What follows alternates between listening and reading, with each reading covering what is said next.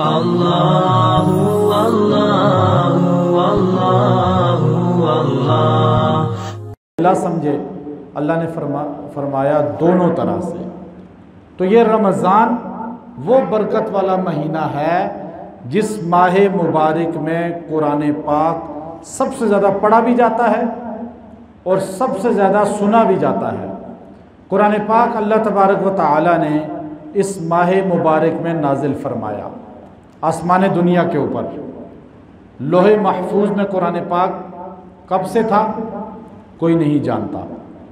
जब से ज़मीन व आसमान हैं नहीं, उससे भी पहले हदीस हमें बताती है, अल्लाह के रसूल सल्लल्लाहु अलैहि वसल्लम ने फरमाया, ज़मीन व आसमान के बनने से 2000 साल पहले अल्लाह ने फरिश्तों के सामने कुरान सूरह यासीन को पढ़ा। और दो बातें पता चली, हुज़ूर सल्लल्लाहु अलैहि वसल्लम की नबूवत शुरू से है, जब आदम पैदा भी नहीं हुए थे। क्यों? कि अल्लाह तबारक व तआला ने सूरह यासीन जब फरिश्तों के सामने पढ़ी तो अल्लाह ने क्या फरमाया, यासीन वल कुरानिल हकीम इन्नका लमिनल मुरसलीन। मुझे कसम है कुरान की, अल्लाह कसम खा रहा है। हमारे लिए जायज़ नहीं है कसम खाना कुरान की।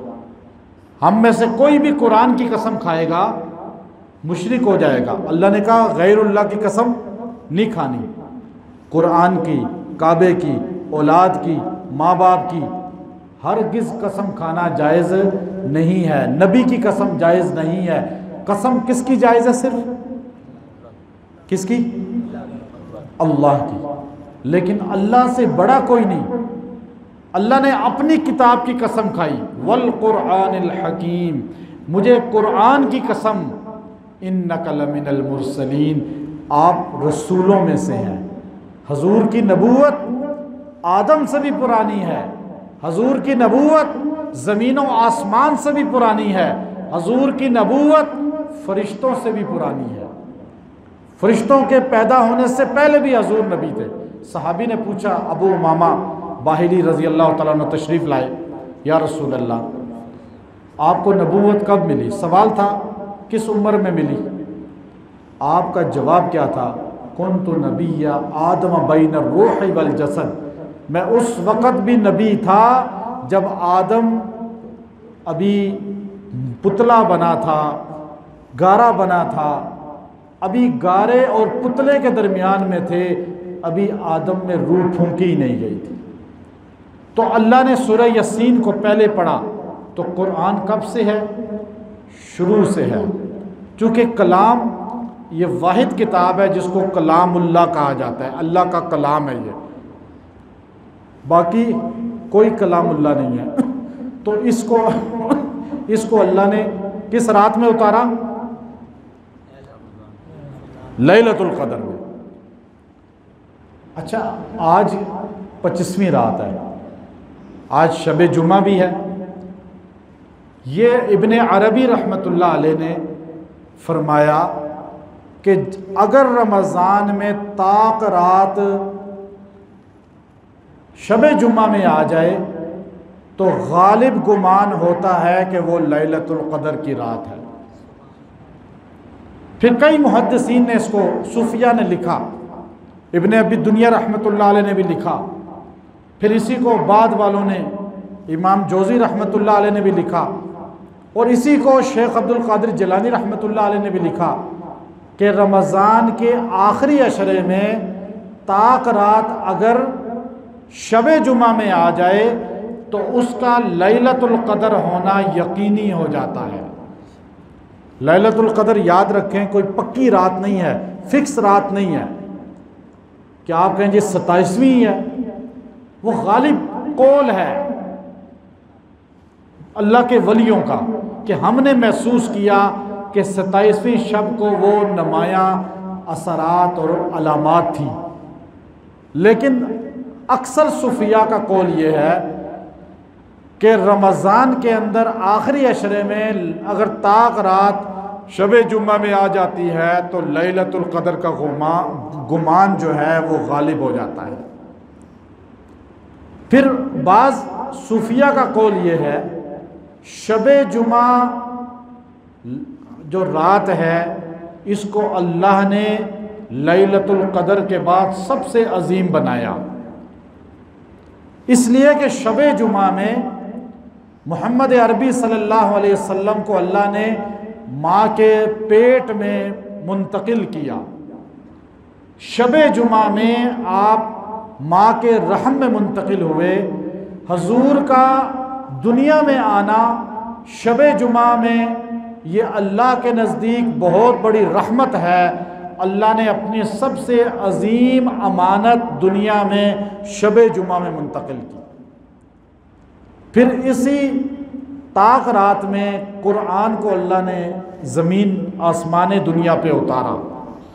आज 2 रातें जमा हो गई, एक 25वीं और दूसरी शबे जुमा। अब अल्लाह ने कुरान पाक को लोहे महफूज में लिखा, लोहे महफूज में महफूज था, लेकिन कुरान लैलतुल क़द्र की रात में ज़मीन पे नहीं आया, याद रखें, आसमाने दुनिया पे आया। आसमाने दुनिया पे लैलतुल क़द्र की रात में आया, यकदम एकदम आया। इस तरह अल्लाह ने पूरा कुरान पाक लोहे महफूज से यूँ आसमाने दुनिया पे मुंतकिल कर दिया, रख दिया। ये रात थी लैलतुल क़द्र की। ज़बूर उतरी रमज़ान में, इंजील आई रमज़ान में, तौरात आई रमज़ान में। कौल मुख्तलिफ हैं, कोई कहता 3 रमज़ान को तौरात आई, 5 रमज़ान को इंजील आई, 7 रमज़ान को ज़बूर आई। मुख्तलिफ कौल हैं, लेकिन मुसल्लम बात यह है रमज़ान में तीनों कुतुब और चौथी ये किताब भी आई। अब आसमान दुनिया से अल्लाह ने कुरान को ज़मीन पे उतारना था, वहाँ तो लैलतुल क़द्र में ले आए। अब वहाँ से ज़मीन पे उतारने के लिए अल्लाह चाहते हज़रत मूसा की तरह, अल्लाह चाहते हज़रत ईसा की तरह, अल्लाह चाहते हज़रत दाऊद की तरह अगट्ठा कुरान पाक मुहम्मदुर रसूलुल्लाह सल्लल्लाहु अलैहि वसल्लम को दे देते। दे सकते थे अल्लाह ने ऐसा नहीं किया। अल्लाह ने हजूर सल्लल्लाहु अलैहि वसल्लम पे कुरान पाक आसमान दुनिया से नाजिल किया। चूँकि कुरान पाक को महफूज सबसे बेहतरीन जगह अर्श पे जो किया गया था वो लोहे महफूज थी। लोहे महफूज से कीमती जगह कोई नहीं थी। जब लोहे महफूज से आसमान दुनिया पे आया तो फरिश्तों ने इसका घेरा बना लिया। मकाम महमूद है बैतुल्लाह के ऊपर, बैत मामूर है बैतुल्लाह के ऊपर, वहाँ कुरान पाक उतरा। कुरान पाक दूसरी मर्तबा फिर उतरा आसमान दुनिया से सबसे बेहतरीन जगह कायनात की, बैतुल्लाह से भी बेहतरीन जगह, बैत मामूर से भी बेहतरीन जगह, लो कलम कुर्सी से भी बेहतरीन जगह, यहाँ तक के अहले सुन्नत का अकीदा है अर्शे माला से भी बेहतरीन जगह दिले मोहम्मद सल्लल्लाहु अलैहि वसल्लम पर। अब अल्लाह को ज़मीन पर सबसे बेहतरीन जगह जो लगी वो क़ल्बे मोहम्मद सल्लल्लाहु अलैहि वसल्लम लगा। अल्लाह ने हजूर के सीने पे उतारना शुरू किया। सबसे पहली आयत उतरी कौन सी? अब इक़रा बिस्मि रब्बिकल लज़ी। फिर उसके बाद कुरान पाक उतरना शुरू हुआ। अगट्ठा अल्लाह दे देते, कहते या हजूर ये लें, जाएं अपनी उम्मत को सिखाएं। नहीं, अल्लाह ने हमें समझाना था कि मूसा अलैहिस्सलाम, ईसा अलैहिस्सलाम, दाऊद अलैहिस्सलाम, इब्राहीम अलैहिस्सलाम सारे नबी आला हैं, लेकिन जो शान मोहम्मद अरबी की है वो शान किसी की नहीं। उनकी किताबें बेशक आसमानी हैं लेकिन अल्लाह का कलाम नहीं है। वो बेशक नबी हैं, ख़ातमुन नबिय्यीन नहीं है। वो बेशक नबी हैं, अल्लाह के महबूब हबीब नहीं है। अल्लाह के नबी मोहम्मद रसूलुल्लाह की शान ये है कि हजूर अलैहिस्सलाम गारे हिरा में थे तो कुरान गारे हिरा में उतरा। हजूर सल्लल्लाहु अलैहि वसल्लम हज़रत खदीजा के हुजरा में आए, कुरान खदीजातुल कुबरा के हुजरा में उतरा। हजूर अलैहिस्सलाम बैतुल्ला में आए, कुरान बैतुल्ला में उतरा। हजूर अलैहिस्सलाम बाज़ारे उक्काज़ में गए, कुरान बाज़ारे उक्काज़ में उतरा। हजूर अलैहिस्सलाम मिना की घाटियों में गए, कुरान मिना की घाटियों में उतरा। हजूर अलैहिस्सलाम जबले अबू कुबैस पे चढ़ते हैं, कुरान वहाँ आ जाता है। हजूर अलैहिस्सलाम जबले सफ़ा पे जाते हैं, कुरान वहाँ आ जाता है। हजूर अलैहिस्सलाम गारे सौर में जाते हैं, कुरान वहाँ आ जाता है। हजूर अलैहिस्सलाम ताइफ के पहाड़ों पे जाते हैं, कुरान ताइफ के पहाड़ों पे आ जाता है। हजूर अलैहिस्सलाम उम्मे माबद के खैमे में जाते हैं, कुरान उम्मे माबद के खामे में आ जाता है। हजूर अलैहिस्सलाम मस्जिद कुबा बनाते हैं, कुरान मस्जिद कुबा में आ जाता है। हजूर अलैहिस्सलाम मस्जिद नबवी को बनाते हैं, कुरान मस्जिद नबवी में आ जाता है। हजूर बदर में जाते हैं, कुरान वहाँ आ जाता है। हजूर उखद में जाते हैं, कुरान वहाँ आ जाता है। हजूर तबूक में जाते हैं, कुरान वहाँ आ जाते हैं। यहाँ तक के हजूर सल्लल्लाहु अलैहि वसल्लम सैयदा आयशा के बिस्तर पे जाते हैं, कुरान बिस्तर आयशा पे आ जाता है। जहाँ नबी जाता है वहाँ कुरान साथ चलता है। पता ये चला कि नबी की शान तो इससे भी आला है। नबी की शान पीछे पीछे कुरान, बाकी नबियों को जाना पड़ा। ईसा अलैहिस्सलाम से कहा आ जाएं गार में, कमरे बंद में, फिर किताब दूंगा, मेरे पास आओ, किताब के पास आओ। मूसा अलैहिस्सलाम को कहा 40 दिन के लिए पहाड़ पे आओ, किताब के पास। दाऊद अलैहिस्सलाम से कहा पहाड़ पे आओ, किताब के पास। हजूर से कहा गया जहां आप वहां कुरान, जहां हजूर वहां कुरान। नबी की शान देखिए, वो कुरान हमें कब मिला? लैलतुल क़द्र। 1000 महीनों से बेहतर है, 1000 महीनों से। अब मैंने फार्मूला आसान बताया था ना आपको लैलतुल क़द्र का सवाब पाने का, आपने अमल किया उस पर? हाथ खड़ा कर लें जो अमल कर रहे हैं उस पर। लेकिन लैलत 2 नफल तहज्जुद के बस पढ़े, पूरा रमज़ान लैलतुल क़द्र आपके खाते में। ताक रातों में आप जितने नफल पढ़ सकते हैं घर बैठ के पढ़ें, औरतें पढ़ें, बच्चे पढ़ें, लैलतुल क़द्र का अजर मिल जाएगा अगर उस रात में है। लैलतुल क़द्र में 1000 महीनों का अजर मिलता है, लेकिन 4 आदमियों को नहीं बख्शा जाता। वो चाहे तरावी में खड़े हों, चाहे वो इत्काफ बैठे हों, चाहे वो खाना काबा में इत्काफ बैठ जाएं, चाहे वो मस्जिद नबवी में इत्काफ बैठ जाएं, चाहे वो पूरी तरावी बैतुल्ला के सामने खड़े होकर पढ़ें, दुनिया पूरी में वो चक्कर लगा लें, 4 आदमी रसूलुल्लाह सल्लल्लाहु अलैहि वसल्लम का फरमान है इस रात में भी नहीं बख्शे जाते। हर बंदा अपने गरिमान में झांके, क्या मैं वो तो नहीं हूँ? वज़क्किर फ़इन्न ज़िक्रा तनफ़उल मुमिनीन। अल्लाह कहता है ना मुज़ाकरा करो ताकि तुम्हें फ़ायदा हो। पहला शराब का आदी, शराब पीने वाला, अल्लाह ताला उसको इस रात में भी नहीं बख्शते।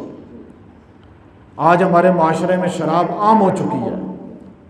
मेरे पास ऐसे ऐसे लोग आते हैं, इतना मालदार आदमी इस्लामाबाद का, मैं इस्लामाबाद में बैठता था तो वहाँ मेरे पास ऐसा एक मरतबा यूँ शराब 2-3 बोतलें पीकर उसे पकड़ के उठा के मेरे पास ले आए। लोग बाहर इंतज़ार में थे तो उनमें से वो धक्का दे के दरवाज़ा अंदर आ गया, बैठ गया और यूँ अजीब हालत उसकी हुई। शराबी दुनिया में बदनाम होता है, अल्लाह उसकी आंखों पे नखूसत रख देते हैं, चेहरे पे नखूसत आ जाती है। और पक्की बात है शराब पीने वाला मरने के बाद कब्र में खिंजीर बना दिया जाता है। हुजूर अलैहिस्सलाम का फरामीन इस पर मौजूद है। शराबी दुनिया में भी जलील होता है, आखिरत में भी जलील होता है। शराब की आदत कैसे छूट सकती है? बहुत आसान तरीका है, वो अमल भी मौजूद है। शराबी की मग़फ़रत नहीं होती इस रात में। हाँ, तौबा कर ले सदक़े दिल से, आज के बाद नहीं पीऊँगा, फिर खड़ा हो जाए, इंशाअल्लाह मग़फ़रत हो जाएगी। जिगर मुरादाबादी का वाक़या मौजूद है। शराब पीता था, इस तरह के मटके आते थे उसके घर में शराब के। कौमी शायर था। ताइब हो गया, हज़रत थानवी के पास चला गया, मौलाना अशरफ अली थानवी रहमतुल्लाह अलैह के पास जाके ताइब हो गया तो शराब छोड़ दी। फेफड़े फारिग हो गए थे, मरने करीब हो गया। डॉक्टरों ने कहा थोड़ा सा पी ले, बच जाएगा। सांसें यूँ उखड़ रही थी, कहने लगा थोड़ी सी पी लूँ तो कितना अरसा बच जाऊँगा। डॉक्टरों ने कहा हमें तो नहीं पता कितना ज़िंदा रहो, लेकिन बचोगे। उसने कहा जब ज़िंदगी की गारंटी नहीं देते तो इसी हालत में क्यों ना मरूं कि तौबा करके। तो असल चीज़ है शराब से तौबा। दूसरी, वालिदैन का नाफरमान, माँ या बाप का नाफरमान है, गालियाँ देता है, बदतमीज़ियाँ करता है, उनकी बात नहीं मानता दिल दुखाता है, और आके मस्जिद में तरावीह पढ़ रहा है, नमाज़ें पढ़ रहा है, इत्काफ बैठ गया है, उम्रे कर रहा है, हज कर रहा है। अल्लाह के रसूल ने हज़रत अलक़मा रज़ी अल्लाह तआला की रूह नहीं कर रही थी, सहाबी की। हुज़ूर ने फरमाया क्यों नहीं निकल रही, इसका माँ बाप जिंदा है? कहा या रसूलल्लाह माँ जिंदा है। बुलाओ बुलाओ। माँ को बुलाया। अलक़मा तेरा बेटा है? जी बेटा है। कहा तू नाराज़ है इससे? कहा जी नाराज़ हूँ। कहा राज़ी हो जा वरना इसकी रूह नहीं निकलेगी, सहाबी होकर।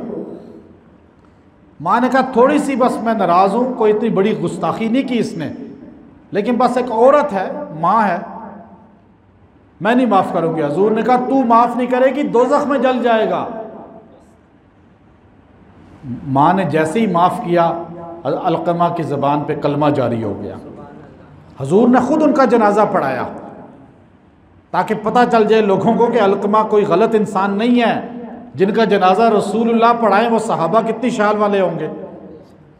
हुज़ूर ने जनाजे की नमाज पढ़ाने के बाद ऐलान किया, ऐ लोगो, जिस इंसान पर माँ या बाप नाराज़ हों उनका फ़र्ज़ भी कबूल नहीं, नफल भी कबूल नहीं, उन पर अल्लाह की भी लानत है, मोहम्मद की भी लानत है। माँ बाप का नाफरमान लैलतुल क़द्र में कोई फैज़ नहीं ले सकता।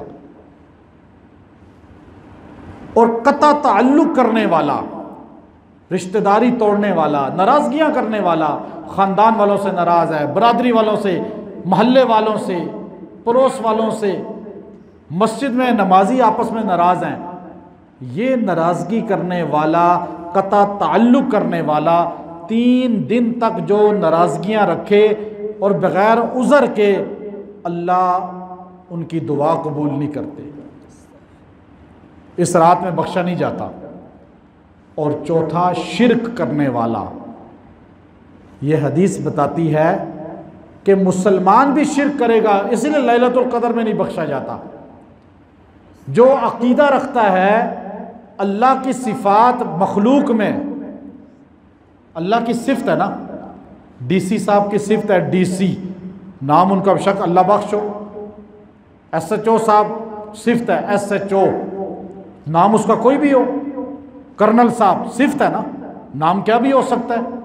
आप कहते हैं जी कर्नल साहब आ गए, ब्रिगेडियर साहब आ गए, SHO साहब आ गए, DSP साहब आ गए, DC साहब आ गए, MNA साहब आ गए, वज़ीर साहब आ गए, ये सिफ़त है। अब आप वज़ीर आम बंदे को नहीं कहेंगे, उसकी सिफ़त इसमें नहीं लाते, कहते हैं ये गलत बात है। DSP वही होता है जो पुलिस का होता है। अब ये नहीं है कि एक मज़दूर को आप कहें DSP साहब, उसकी सिर्फ ला सकते हैं उसमें। आप एक फ्रूट बेचने वाला है उसको कहते हैं जी DC साहब है, वो कर सकते हैं, क्या बात है, कोई हर्ज नहीं। DC कहने से क्या होता है भाई, DC की सिफ़त उसकी है।